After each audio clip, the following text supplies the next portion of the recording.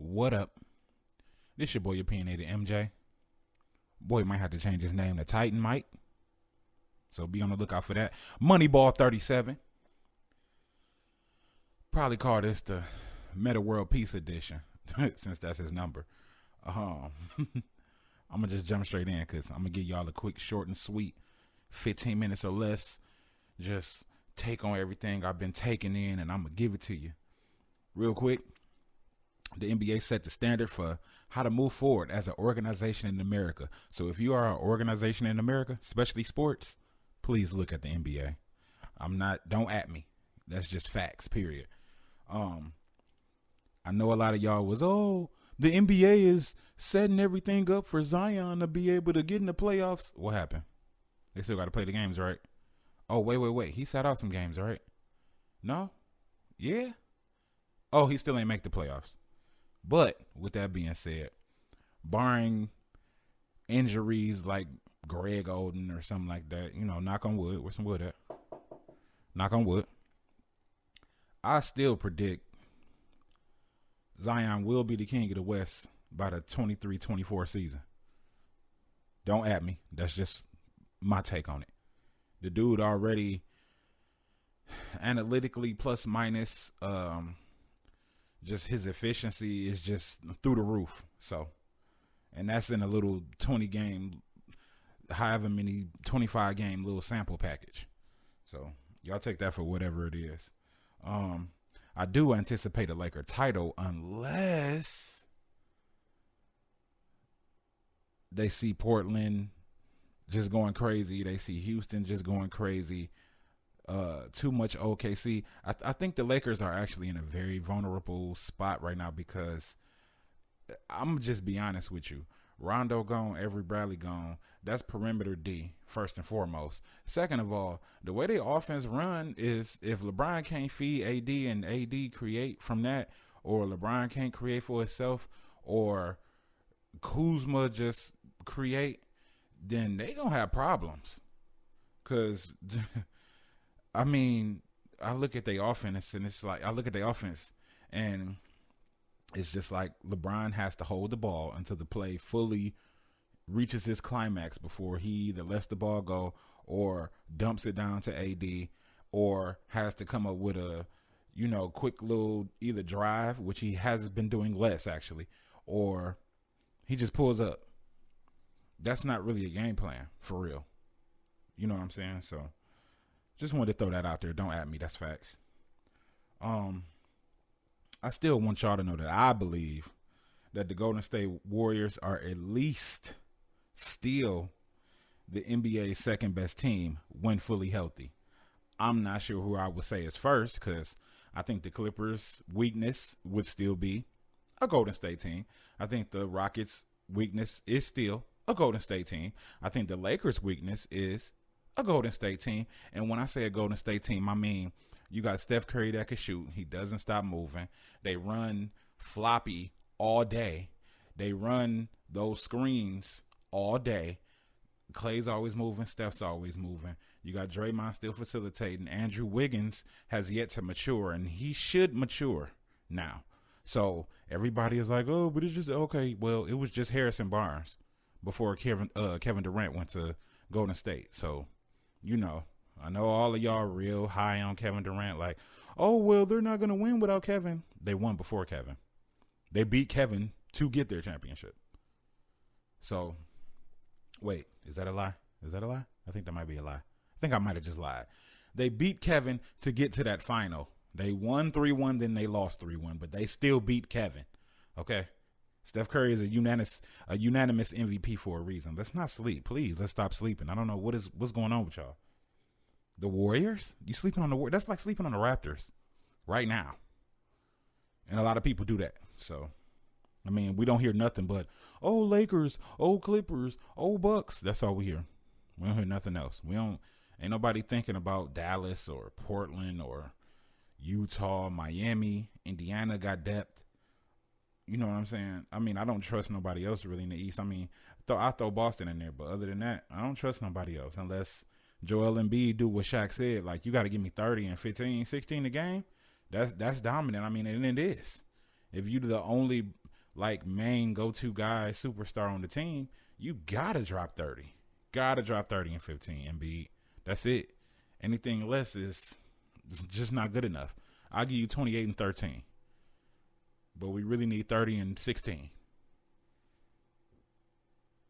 What else I got? Oh, yeah. Y'all still think Carmelo Anthony washed? I really want to have a discussion about this, but I'm going to end up probably debating LeBron fans if we had this discussion, because nobody, at least to my acknowledgement, well, I guess I've learned that Skip Bayless called LeBron washed, but nobody else called LeBron washed. That's retarded. The dude's still averaging over 25 a game, over 10 assists a game, and 7-8 rebounds. What is washed? What's washed? And who said it other than Skip? Because I never said it. But with that being said, everybody said Melo was washed up. Melo came from New York, being antagonized by Phil Jackson, devalued by Phil Jackson, so on and so forth. Then he got sent out to OKC. You know, he had to play behind Russell trying to get triple doubles, and Paul George trying to figure out who he was and re-solidify himself further. Then he went to Houston with Chris Paul, who could actually get Melo going. But you got James Harden over there who, you know, he wasn't even vibing with Chris Paul all that well. We see what the roster is now. So you mean to tell me that Melo could have thrived over there with that situation going on? Maybe if they got rid of Clint Capella and they made the move that they made this year to move him out of there and allow those players to have freedom to get those layups or shoot those threes, yeah, Melo probably could have thrived. But then you don't like Melo backing down, putting himself in a position to get a fadeaway jumper or nothing like that. Like, Melo is an old school player, man. Like, he want to feel you. He want to, knock you off balance. He actually wants to physically engage with you when it comes to the basketball game. I mean, yeah, he catch and shoot now. He do. And really, really, really well. Like, he taking teams out with that catch and shoot. But Melo can create for himself at 36. So, all of y'all watch Melo fans out there, how you like me now? And don't say nothing if the Blazers lose. I don't want to hear nothing. No, what about Melo now? Well, y'all don't really expect the Portland Trail Blazers to win this series anyway, do you? Be honest with yourself. Don't at me. It's facts. What else I got for you? Oh, yeah. And I'm probably late to the party because I'm sure everybody else already been saying this. But I've been saying this for years. Well, not exactly this statement, but I've been telling people, stop sleeping on Damian Lillard. Stop sleeping on Damian Lillard. He is underrated. And nobody was listening to me. Oh, no, he not underrated. He ain't do this. He ain't do that. The dude just went to the Western Conference Finals last year. So that's another take for everybody thinking that the Lakers just don't roll over them. That's longevity over there, bro. And then Nurkic then came back, and now Nurkic shooting threes? Come on, man. Anthony Davis going to have his hands full. I'm not so much sure about LeBron, but Anthony Davis going to have his hands full. Whiteside, Nurkic, you know what I'm saying? They got a few big bodies over there to get with him here and there, especially if they stagger the minutes and make sure one of them is always in the game with him. Even though I don't really trust Hassan Whiteside. He's clumsy. But he's still there. He's still a defender, rim protector, changes shots at the rim. So outside of LeBron, I expect him to change a whole lot of people's shots at the rim. And Nurkic grabs a lot of offensive rebounds. The Blazers grab a lot of offensive rebounds. So, man, just don't sleep. It's probably still Lakers in 6, but it's not going to be easy. And they might lose the first game. I mean, isn't that what LeBron always says? Oh, I'm just trying to measure, everybody in the first game, blah, blah, blah. No, just take them out 4-0. Don't add me. It's facts. But getting back to the main question, why isn't Lillard considered top 5 in the MVP conversation, especially this year? Why hasn't he been considered top 5? He's been making sure the Blazers get to the playoffs every year since I think he came. I'm not sure that he missed the playoffs. Maybe once. Stop sleeping on the great ones, man. I got a hot take. AD might lead the Lakers if they win a championship. Don't at me. Might be facts. With that being said, I'm going to jump straight into my little quick playoff preview or just what expectations I have coming from the playoffs. I'm going to just go top to bottom, the series that's right here in my face. So, of course, the Lakers are the number 1 team in the West against the Blazers. I'm going Lakers in 6, although I wouldn't mind seeing the Blazers win. But if the Blazers win, you got to win the championship. You got to.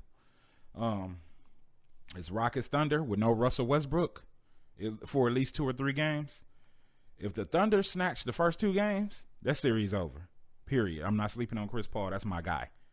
I've been holding him down for a long time, and he just now starting to get his due in his latter years. You know what I'm saying? People just, I don't know, they expect you to have to drop 30 and 15 assists or something like that to consider you great or something like that, as opposed to a leader of men and able to actually put your teammates in position for them to succeed, not just you. Because I watched Chris Paul actually take a step back to let Shai Gilgeous-Alexander just basically step up into who he is, what he can be. You know what I'm saying? He's allowing him to fulfill the gap between where his ceiling is for his potential and wherever he is now. He's allowing him to do that by not trying to, I have to drop my 20 and 10. You know, I watched Chris Paul drop 13 and 6 and not care with a dub. You know what I'm saying? And don't sleep on Dennis Schroeder. That's facts. Don't at me. Nuggets Jazz, I really don't care about this series. I'm not sure if the chemistry with the Jazz is ironclad. I think that may affect them. But in a 7-game series going a distance, if Mike Conley don't wake up, it's over for the Jazz. That's it. Mike Conley got to show up. He need to be Grizzlies Mike Conley at the very least. Clippers Mavs, everybody got the Clippers. I will choose the Clippers as well, but that's not going to be easy. And it could easily go 7 games. Especially if Porzingis is consistent in every game. Seth Curry out there doing what he do. It's going to be problems. They got some good role players over there. Bucks Magic, that's a sweep. Maybe 5. Maybe. Pacers Heat. Now that's interesting. I think Jimmy Butler might be in TJ Warren's head. I'm not sure. We'll see. In the first 2 games, we should see by then. And we don't know which Victor Oladipo is coming to play, or which Miles Turner is coming to play for that matter. Because Miles show up during the season, but then he just deflate during the playoffs. I don't know what's wrong with him. I'm gonna go Heat in 7. Celtics Sixers. Celtics don't have a big man. Sixers don't have Ben Simmons. So if the Sixers have enough wing defense to run Tatum and Brown and what seems to be like Gordon Hayward turning back into Jazz Gordon Hayward, if they don't run him off that 3, series over. Series over in 5. But if Embiid shows up and does the dominance that everyone is requesting of him, could go 7. Could be Philly if it goes 7. Because if it went 7, that means something wrong. Something wrong on the Boston side. And last but not least, your NBA champion Toronto Raptors. Hold on, let me correct that. Your reigning, defending NBA champion Toronto Raptors go against the Brooklyn Nets. That's going to be a sweep 4-0. I'm sorry. Yeah. That's the first round preview. I'll probably give y'all another preview in the next one. I don't want to go too far because I want to see. I didn't think anyone would be into their flow and the chemistry would be clicking for all teams until 20 games in, and that's not till the second round.